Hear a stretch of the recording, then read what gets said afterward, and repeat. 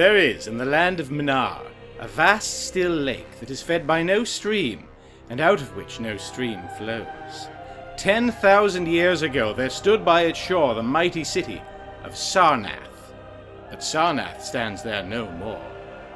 It is told that in the immemorial years when the world was young, before ever the men of Sarnath came to the land of Mnar, another city stood beside the lake, the grey stone city of Ib, which was old as the lake itself, and peopled with beings not pleasing to behold. Very odd and ugly were these beings, as indeed are most beings of a world yet inchoate and rudely fashioned. It is written on the brick cylinders of Cadatheron that the beings of Ib were in hue as green as the lake, and the mists that rise above it, that they had bulging eyes, pouting flabby lips, and curious ears, and were without voice. It is also written that they descended one night from the moon in a mist, they and the vast still lake and the grey stone city Ib. However this may be, it is certain that they worshipped a sea-green stone idol, chiseled in the likeness of Bokrug, the great water lizard, before which they danced horribly when the moon was gibbous.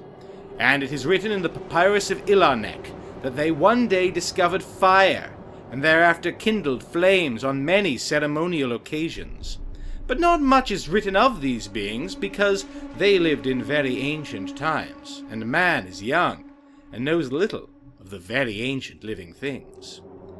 After many eons men came to the land of Mnar, dark shepherd folk with their fleecy flocks, who built Thra, Ilarnek, and Cadatheron on the winding river Ai. And certain tribes, more hardy than the rest, pushed on to the border of the lake and built Sarnath, at a spot where precious metals were found in the earth. Not far from the grey city of Ib did the wandering tribes lay the first stones of Sarnath, and at the beings of Ib they marvelled greatly. But with their marvelling was mixed hate, for they thought it not meet that beings of such aspect should walk about the world of men at dusk, nor did they like the strange sculptures upon the grey monoliths of Ib, for those sculptures were terrible with great antiquity. Why the beings and the sculpture lingered so late in the world, even until the coming of men, none can tell. Unless it was because the land of Mnar is very still and remote from most other lands, both of waking and of dream. As the men of Sarnath beheld more of the beings of Ib, their hate grew, and it was not less because they found the beings weak and soft as jelly to the touch of stones and spears and arrows. So one day the young warriors, the slingers and the spearmen and the bowmen, marched against Ib and slew all the inhabitants thereof, pushing the queer bodies into the lake with long spears, because they did not wish to touch them. And because they did not like the grey sculptured monoliths of Ib, they cast these also into the lake, wondering from the greatness of the labour, however the stones were brought from afar, as they must have been, since there is not like them in all the land of Mnar, or in the lands adjacent. Thus of the very ancient city of Ib was nothing spared, save the sea-green stone idol, chiseled in the likeness of Bokrug, the water lizard. This the young warriors took back with them to Sarnath as a symbol of conquest over the old gods and beings of Ib, and a sign of leadership in Mnar. But on the night after it was set up in the temple, a terrible thing must have happened. For weird lights were seen over the lake, and in the morning the people found the idol gone, and the high priest Taran Ish lying dead, as from some fear unspeakable.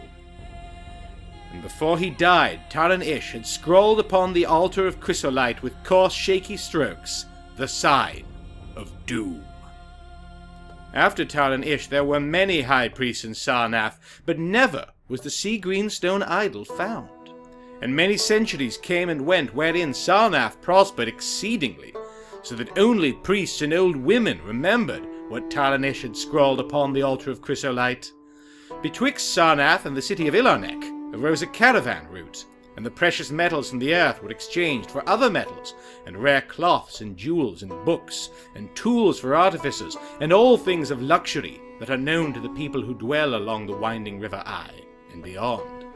So Sarnath waxed mighty and learned and beautiful, and sent forth conquering armies to subdue the neighbouring cities, and in time there sate upon a throne in Sarnath the kings of all the land of Nar, and of many lands adjacent.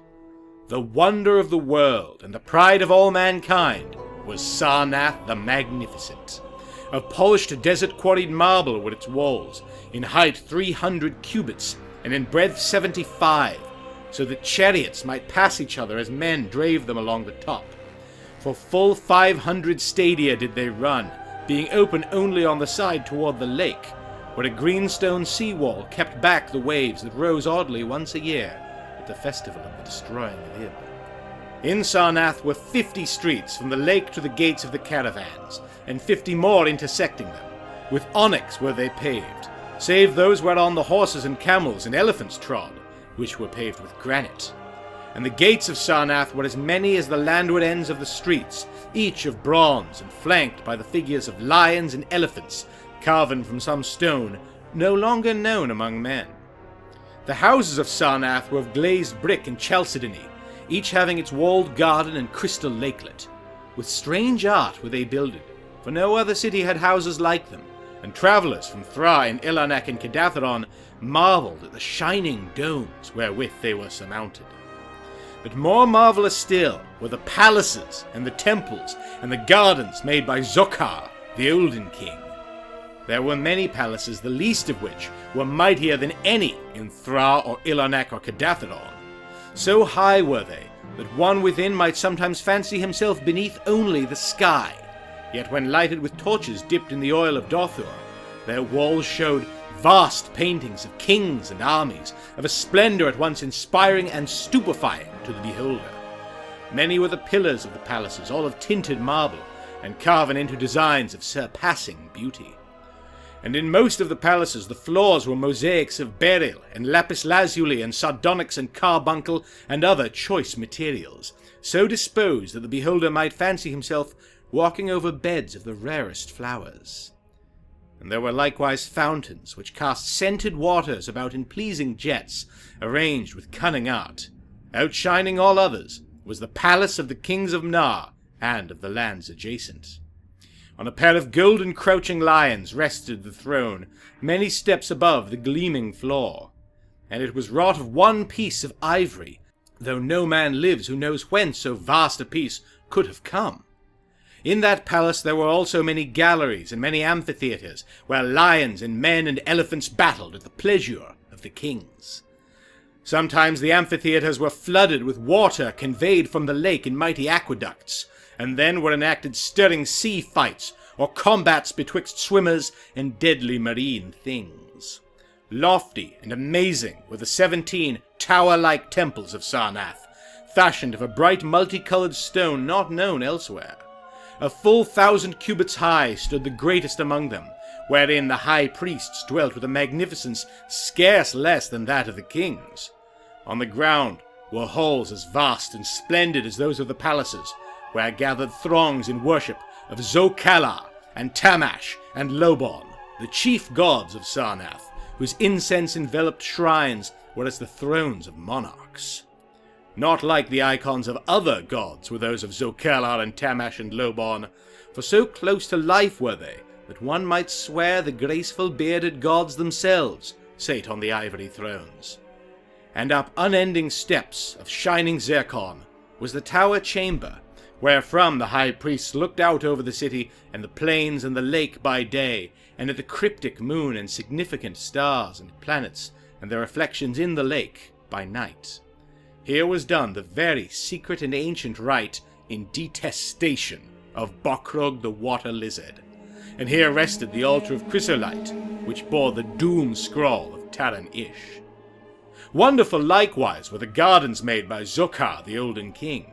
In the centre of Sarnath they lay, covering a great space, and encircled by a high wall. And they were surmounted by a mighty dome of glass, through which shone the sun and moon and stars and planets when it was clear, and from which were hung fulgent images of the sun and moon and stars and planets when it was not clear. In summer the gardens were cooled with fresh odorous breezes, skilfully wafted by fans, and in winter they were heated with concealed fires, so that in those gardens it was always spring. There ran little streams over bright pebbles, dividing meads of green and gardens of many hues, and spanned by a multitude of bridges. Many were the waterfalls in their courses, and many were the lilied lakelets into which they expanded. Over the streams and lakelets rode white swans, whilst the music of rare birds chimed in with the melody of the waters. In ordered terraces rose the green banks, adorned here and there with bowers of vines and sweet blossoms, and seats and benches of marble and porphyry. And there were many small shrines and temples where one might rest or pray to small gods. Each year there was celebrated in Sarnath the feast of the destroying of Ib, at which time wine, song, dancing, and merriment of every kind abounded. Great honours were then paid to the shades of those who had annihilated the odd ancient beings, and the memory of those beings and of their elder gods was derided by dancers and lutanists crowned with roses from the gardens of Zokar. And the kings would look out over the lake and curse the bones of the dead that lay beneath it. At first the high priests liked not these festivals, for there had descended amongst them queer tales of how the sea-green icon had vanished, and how Taranish had died from fear and left a warning. And they said that from their high tower they sometimes saw lights beneath the waters of the lake. But as many years passed without calamity, even the priests laughed and cursed and joined in the orgies of the feasters. Indeed, had they not themselves in their high tower often performed the very ancient and secret rite in detestation of Bokrug, the water lizard? And 1,000 years of riches and delight passed over Sarnath, wonder of the world and pride of all mankind. Gorgeous beyond thought was the feast of the 1,000th year of the destroying of Ib. For a decade it had been talked of in the land of Nar, and as it drew nigh there came to Sarnath on horses and camels and elephants men from Thra, Ilarnek, and Kedatharon, and all the cities of Nar and the lands beyond. Before the marble walls on the appointed night were pitched the pavilions of princes and the tents of travellers, and all the shore resounded with the song of happy revellers. Within his banquet hall reclined Nargis Hay, the king, drunken with ancient wine from the vaults of conquered Pnath, and surrounded by feasting nobles and hurrying slaves. There were eaten many strange delicacies at that feast, peacocks from the isles of Nariel in the middle ocean, young goats from the distant hills of Implan, heels of camels from the Benazik desert, nuts and spices from Sidathrian groves, and pearls from wave-washed metal, dissolved in the vinegar of Thra. Of sauces there were an untold number, prepared by the subtlest cooks in all Mnar, and suited to the palate of every feaster. But most prized of all the viands were the great fishes from the lake, each of vast size and served up on golden platters set with rubies and diamonds. Whilst the king and his nobles feasted within the palace and viewed the crowning dish as it awaited them on golden platters, others feasted elsewhere. In the tower of the great temple the priests held revels, and in pavilions without the walls the princes of neighbouring lands made merry. And it was the high priest Nai-Ka who first saw the shadows that descended from the gibbous moon into the lake, and the damnable green mists that arose from the lake to meet the moon, and to shroud in a sinister haze the towers and the domes of fated Sarnath. Thereafter those in the towers and without the walls beheld strange lights on the water, and saw that the grey rock Ecurion, which was wont to rear high above it near the shore, was almost submerged, and fear grew vaguely yet swiftly, so that the princes of Ilarnak and of Far Rokhol took down and folded their tents and pavilions, and departed for the River Eye, though they scarce knew the reason for their departing. Then, close to the hour of midnight, all the bronze gates of Sarnath burst open and emptied forth a frenzied throng that blackened the plain, so that all the visiting princes and travellers fled away in fright. For on the faces of this throng was writ a madness born of horror unendurable, and on their tongues were words so terrible that no hearer paused for proof. Men whose eyes were wild with fear shrieked aloud of the sight within the king's banquet hall, where through the windows were seen no longer the forms of Nargis Hay and his nobles and slaves, but a horde of indescribable green, voiceless things, with bulging eyes, pouting flabby lips, and curious ears. Things which danced horribly, bearing in their paws golden platters set with rubies and diamonds containing uncouth flames.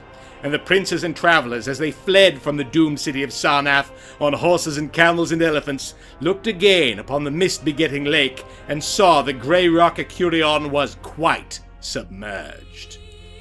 Through all the land of Nar and the lands adjacent spread the tales of those who had fled from Sarnath, and caravans sought that accursed city and its precious metals no more. It was long ere any traveller went thither, and even then only the brave and adventurous young men of distant Felona dared make the journey, adventurous young men of yellow hair and blue eyes who are no kin to the men of Nar. These men indeed went to the lake to view Sarnath, but though they found the vast still lake itself and the grey rock Acurion, which rears high above it near the shore, they beheld not the wonder of the world and pride of all mankind. Where once had risen walls of 300 cubits and towers yet higher, now stretched only the marshy shore, and where once had dwelt 50 millions of men, now crawled only the detestable green water lizard. Not even the mines of precious metals remained, for doom had come to Sarnath. But half buried in the rushes was spied a curious green idol of stone, an exceedingly ancient idol, coated with seaweed and chiseled in the likeness of Bokrug, the great water lizard. That idol, enshrined in the high temple at Ilarnek, was subsequently worshipped beneath the gibbous moon throughout the land of Nar. And so the summer of Lovecraft begins, and if you want to see more like this, please subscribe, hit the bell, leave a comment, leave a like. And if you really, really want to see more like this, please consider becoming a Patreon supporter, like all of these amazing people whose names you can see here.